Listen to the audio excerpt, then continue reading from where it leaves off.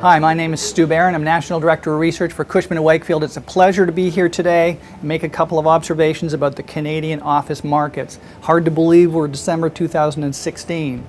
As we look across Canada, a couple of the more elusive observations, I would say. The first being that some of the traditional bread and butter demand drivers across key Canadian markets are kind of parking their overall demand in neutral, but what we're seeing is the emergence of new drivers that are kind of falling in place behind them.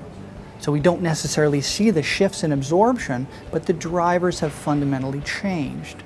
In Vancouver, you're seeing the mining sector, the engineering sector, the traditional resource type companies have all, of course, stayed in neutral over the past couple of years.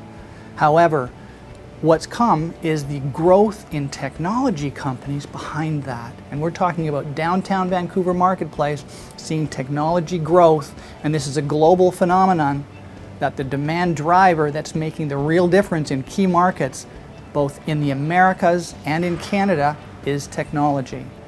In Toronto, of course, we're seeing a little bit more restraint in growth from the traditional banking sector, but that has been furiously counterbalanced by growth in the technology sector. And that takes me to my second observation, which relates to downtown Toronto. And in downtown Toronto, of course, we have the financial core and we have the fringe markets, which surround the core in the north, east, south, and west.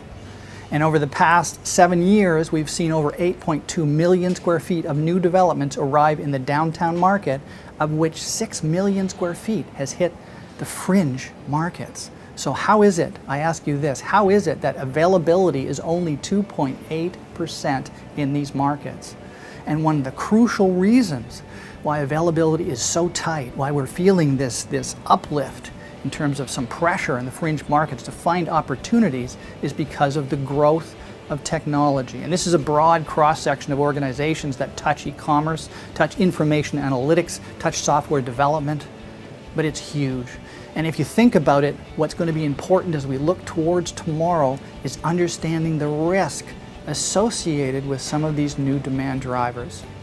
Thanks very much for joining me for Cushman & Wakefield's Q3 Market Watch.